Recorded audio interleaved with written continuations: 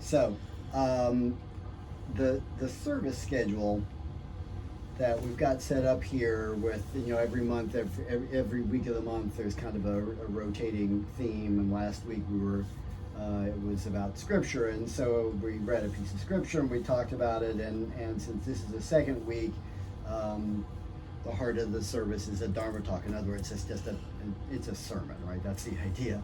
And a lot of centers that you go to, and if you actually went to my teacher's temple in Michigan, there's a dharma talk every week. That's kind of the heart of the service. It's kind of a little bit Protestant in that sense. But I didn't do that here for a couple of reasons. The first one being here by myself. It's an amazingly time-consuming thing to come up with this and kind of figure it out and write it out. And there's no way I can keep up with it. And you guys listening to me yammer every week would just be boring as hell too. So that's another reason to not do it. I had a few different ideas. I decided it would make more sense to ask you guys what you wanted me to talk about. And Logan chimed right in. He's the only one I heard back from. He said, I think probably inspired by last week and talking about the Bodhisattvas, to kind of hear some more about that, the cosmic Bodhisattvas, since the reading from last week was focused on that. So to introduce that, I've got a little piece of liturgy that I actually want to start with, which is from the Vietnamese tradition, Thich Nhat Hanh's tradition. This is from the Plum Village Chanting and Recitation book, and it's called The Recitation of Buddhas and Bodhisattvas' Names. The river of attachment carries living beings away to the sea of suffering, where waves of afflictions rise by the thousands to submerge us. In order to transcend the wheel of samsara with one-pointed concentration, we will invoke the names of Buddha. Namo Shakyamunaye Buddhaya, homage to the Shakyamuni Buddha, the fully awakened one. Namo Anatabhaya Buddhaya, homage to Amitabha Buddha of infinite light. Namo Manjushraye Bodhisattvaya, homage to Manjushri Bodhisattva of great understanding. Namo Samantabhadraya Bodhisattvaya, homage to Samantabhadra Bodhisattva of great action. Namo Avalokitaya Bodhisattvaya, homage to Avalokiteshvara Bodhisattva of great compassion. Namo Kshitigarbhaya Bodhisattvaya, homage to Kshitigarbha Bodhisattva of great aspiration. There's a longer liturgy in here as well. It's called Invoking the Bodhisattva's Names, and it just has the last four and kind of a whole paragraph at each one, and extols their virtues and prays to follow their example and this sort of thing. I think I mentioned before, my journey toward the Buddha Dharma path started with books like this. It started with Thich Nhat Hanh and reading his books, which is why his photograph, since he died, his photograph is over on the altar there as a spiritual ancestor. And actually, that little piece of text I just read was my first encounter with this idea of these cosmic bodhisattvas and what that means. Now, I need to set this up a little bit. So for what I want to tell you to make sense, I need to start actually with a little bit of history. And this, you might already know this, but just in case. During the Buddha's lifetime, almost 2,600 years ago, at first, during his lifetime, there was a fairly unified single community, right? A fourfold sangha, monastic and lay, men and women, and that was organized around him. As has happened in the history of every religion in the world, after he died, it started to splinter, right? It started in groups, started breaking off, and people started, the monastics in particular, started disagreeing with each other about, well, what are the rules that we still need to follow, and how strictly should we enforce the rules, and various different things like that. And over the first couple hundred years after the Buddha's death, the community actually split into 18 separate bunches of people doing things in their own way, operating independently in what's now kind of northeast India and the area around there. I know I've talked before about the Theravada tradition. Theravada Buddhism is the main form of Buddhism that's practiced today in South and Southeast Asia. And it was one of those 18 groups. It's the only one left. Right? The other 17 all kind of faded out for various reasons over the course of the history, and it's the only one left. So when scholars talk about that period and what Buddhism was like then, and kind of what continues down through in that Theravada form, it wouldn't really be appropriate to call it Theravada all the way back, because they were only one of those 18 groups, right? So if you read about the history of things, you'll see scholars refer to early Buddhism or mainstream Buddhism or Shravakayana Buddhism, or a really common term that's used for it is what's called, they call it Nikaya Buddhism, because the scriptures that were eventually written down in Pali that we still have today, the Pali Suttas, are in these collections called Nikayas. It's those big, huge, fat books that are on the second shelf there in the Lenin Library. Those are the Nikayas. So since this is the tradition that those scriptures came out of, that term is sometimes used to describe it. The lineage of this practice center is the other main Buddhist tradition, what we now call the Mahayana. Taesung, that's the Korean word for that, Taesung. This is something that, as best historians have been able to figure out, the Mahayana tradition developed gradually within those early communities. So you had monks and nuns in the same facilities, and they had different ideas about what they were doing. They were still living together and cooperating together and doing things together, but they kind of had different ideas about what they were trying to accomplish. And this was all happening at around the same time the whole Silk Road trade route thing was beginning to develop in Asia, which is why kind of all along that Silk Road and north from that Silk Road is where today we find the Mahayana traditions in China, Korea, and Japan, places like that. Whereas the reason Theravada is what's down in the South and Southeast Asia is missionaries had already kind of spread that in that direction, right? And that's why that was already kind of established there. Now let me kind of review a couple of things I know I said briefly last week talking about that scripture that we looked at. Mahayana, the term means great vehicle, Maha, great, Yana, vehicles. The idea that it's a big vehicle, there's like a big boat, it's a big bus, there's room for everybody on the bus. And the ideal of practice, what Mahayana practitioners admire and aspire to, is this idea of the Bodhisattva, right? Bodhi means enlightenment. Sattva is just a being. We're all sattvas, right? A sattva is a being. So Bodhisattva is a being on the path to enlightenment, someone who has resolved to become a Buddha, but has made a commitment to help other unenlightened beings sort of along the way first, before they get there. So this idea of what a bodhisattva is, what that word means, first shows up in the scriptures in this text called, in the English translation of the name of it is The Perfection of Wisdom in 8,000 Lines, because that's how long it was. Very, very long, kind of epic poem kind of a thing. Probably written between about 100 BCE and about 100 CE, right around that time. Over time, the ideas that were introduced in that evolved into an enormous collection of texts. There's this huge collection of texts, the so-called Prajna Paramita literature. That's a term that we use that's in the Heart Sutra, right? Prajna Paramita. Prajna means wisdom. Paramita means perfection. So it's the perfection of wisdom literature. And there's a whole bunch of texts that are in that.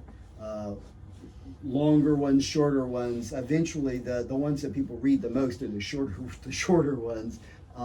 There's a text called the Diamond Sutra. I've got a couple of different translations of the Diamond Sutra up there. And then the pithiest one is the Heart Sutra that we recite every week, is a part of that. It's the heart of Prajna Paramita. Heart in the sense of not like the heart in the body, but like the heart, like the core, the central idea. right? The central idea of it is in the Heart Sutra. So really early in the development of Mahayana, the Mahayana tradition, definitely by about the 3rd century of the Common Era, this devotional practice developed that was focused on these kind of quasi-divine figures. Sometimes today we refer to them as cosmic bodhisattvas. Last week, when we read the scripture that we read was from the sutra about Kshitigarbha Bodhisattva up here, Jijang Bosal. I compared them to, they're a little bit like patron saints in Roman Catholic tradition. Remember I talked about that? Because they've got, each one of them has kind of a defining quality or attribute, and they also tend to have certain kinds of beings that they're associated with, kind of looking after, for example, Kshitigarbha's connection to pregnant women and children. He's kind of the patron saint of pregnant women and children. So the figures on that list are called the Ashta Maha Bodhisattvas. Ashta means 8. Maha again means great. So these are the 8 great bodhisattvas. They're sometimes also called the Ashta Mahopaputra, right, which means 8 great associated sons. I'll explain what that sounds weird. I know. I'll explain what that means in just a minute. As is usually the case, the Korean is easier, right? In Korean, they're just called Palte Bosal, right? The 8 great bodhisattvas. So that group of 8 consists of the 4 that are up here that I named when I was going through that piece of liturgy a minute ago, and then there's 4 other ones, and these names are so hard to say. I know I'm going to butcher them. Akashagarbha, which means space storehouse. That name kind of parallels, if you remember last week we talked about this, Kshitigarbha means earth storehouse or earth treasury. So this is like space treasury, space storehouse to go with the earth storehouse. So there's kind of a parallel there. Mahastamaprata means arrival of great strength. Sarvanivarana Viskambin means blocking all hindrances. So that's the 7th one. And then the 8th one, I think I've mentioned before, Maitreya, the Buddha to be born, the Buddha of the next age, right? When what Shakyamuni taught gets all forgotten about, then the next Buddha who will come in this age to sort of bring the teaching back is Maitreya. So that's the 8th of this list. The first 3 of that second group of 4, the first 3 aren't so much of a focus of practice, especially in the Korean tradition. And Maitreya's primarily thought about more kind of the future role that Maitreya's, the tradition says Maitreya will have. Not so much as a source of benefit in the present. So the 4 that are really focused on from the 8 are these 4, right? The 4 that were in that liturgy, the 4 that are up here on the altar.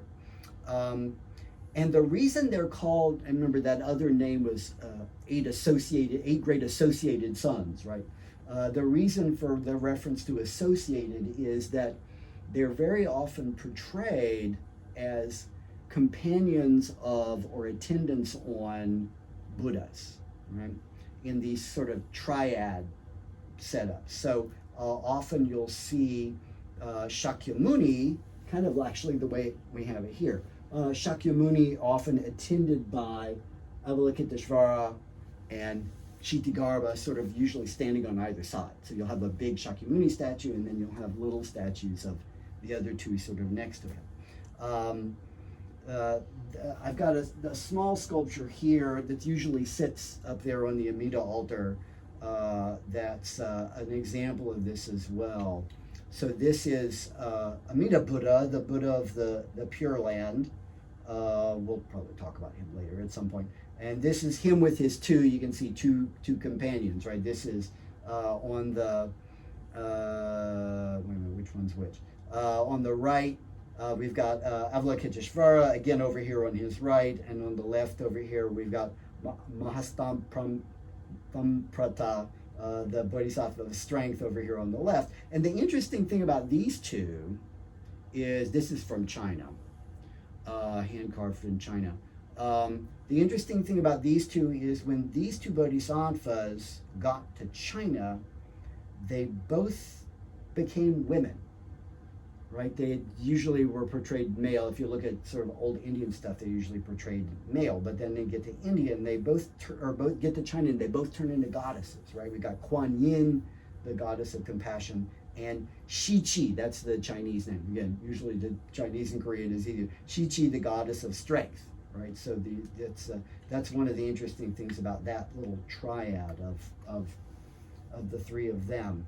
The role of these 8 bodhisattvas is laid out, and then there's another text, another sutra. It's called the Ashtamandalaka Sutra, which I've never read because I've never been able to find an English translation of it. So, what I understand about it, though, is it says that people can, again, it's kind of the patron saint thing. People can call on these bodhisattvas for aid with kind of ordinary, everyday problems in living. Kind of like if you imagine a Roman Catholic might, they've lost something they're trying to find, then they call on St. Anthony for help, or someone who's, on a boat and they feel like they're in danger and they call on St. Michael for aid, because that's kind of the patron saint of sailors and danger at sea and that sort of thing.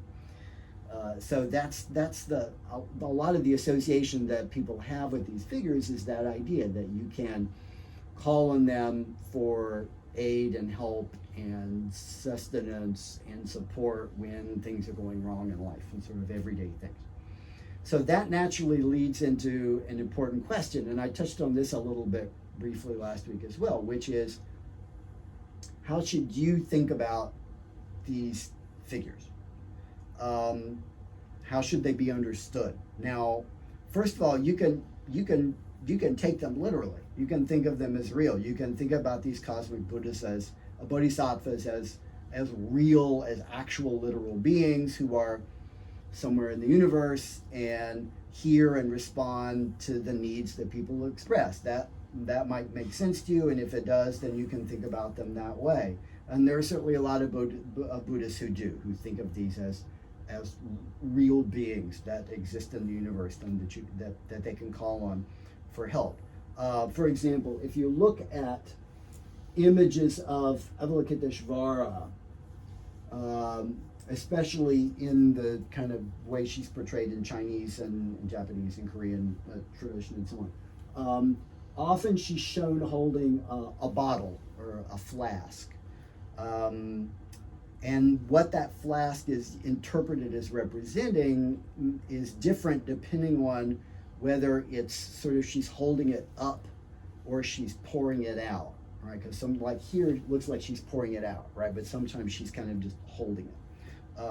When she's holding it up, it's usually interpreted as representing the bottle in which she captures the tears of all suffering beings everywhere in the universe.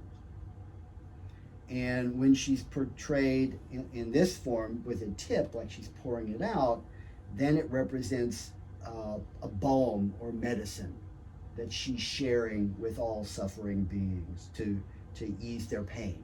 Right? So it's a source of comfort to think of the Bodhisattva as a real being, a literal being who cares about you, cares about your pain, wants to provide you with relief, and that's one way that you can think about them. And if that works for you, that's wonderful. On the other hand, there are other ways that you can understand these cosmic bodhisattvas as not as literally true, but as figuratively true or poetically true, metaphorically true. For example, there's a book here in the Learning Library that you might be interested in. It's written by Tegan Dan Layton, who's a Zen teacher in the Japanese tradition. It's called Phases of Compassion, Classic Bodhisattva Archetypes and Their Modern Expression. So he's describing the bodhisattvas, sort of thinking about them using that word archetype, that if you've ever run across Carl Jung, the Swiss psychiatrist Carl Jung, what he meant by an archetype. The Bodhisattva is a representation of an ideal that lives in your mind, but that gets activated when you have an experience that relates to that ideal, what that figure is supposed to represent. So in this sense, you can think, for example, of Kwanseum Bosal, Avalokiteshvara up here, as the ideal kind of ultimate expression of compassion, right? Compassion personified in a human form. So in that sense, the bodhisattvas are real, but exist as a real part of you, right? They're not separate from you, they're a part of you. In fact, in that Plum Village book I was reading from a few minutes ago, there's it actually says, this is a quote from that book, Avalokiteshvara is the part of each of us that has the capacity to listen deeply to others and make use of our insights and understanding to relieve their suffering. So if these bodhisattvas represent kind of the best parts of ourselves, parts that we should be trying to develop through our spiritual practice, then when we identify with the figures, maybe even visualizing ourselves as the bodhisattva, or associating ourselves in our imagination with the bodhisattva, then we can magnify those aspects of ourselves that the bodhisattva personifies: compassion, wisdom, our strength, our commitment, those sorts of things. And if by looking at an image of Kwanseum Bosal, for example, connecting myself to her in my visual imagination, chanting her name, maybe that will allow me to sort of find my own core of compassion and grow that, fertilize that, and have that grow and develop. Maybe praying to her will help me deal with my own suffering and be more capable to help other sentient beings with their suffering, even if maybe when I'm praying to her, it's really just one part of my brain talking to another part of my brain. But that can still be a beneficial practice. And the same with the other ones, with Munsu Bosal for wisdom and Jijeng Bosal and all the other ones. You can think about it the same way. So there's no one right way to understand these bodhisattvas, to think about them. There's no one proper thing to believe about them. They may sound a little bit funny if you think about, if you're coming to Buddhism from another kind of religious background where belief is really important, like in the Abrahamic traditions, Christianity, that sort of thing. It might sound a little weird to think that all Buddhists aren't supposed to believe the same thing or aren't expected to believe the same thing, but that's not that's not what's important in Buddhism. It's not about orthodoxy with a little O. Everybody doesn't have to believe the same stuff. In Buddhism, it's more about orthopraxy, right? What holds us together is that we do the practices together, right? We're doing things together. We may understand them very differently, and we may have somewhat different beliefs about why we're doing them and what they're intended to accomplish and all that sort of thing. But we're still doing them together. We've got a commitment to do the same practices. We're making the same vows, that sort of thing. So what holds us together is what we do, not what we believe. And there are a lot of beneficial things that you can do in relation to these cosmic bodhisattva figures, regardless of what you believe about them. And this is one of the things as a community that we can explore together, what those practices are, how you can maybe use them skillfully in your own life in a way that's going to be beneficial. Sangbodha Shipshio, may you I and all beings manifest in light.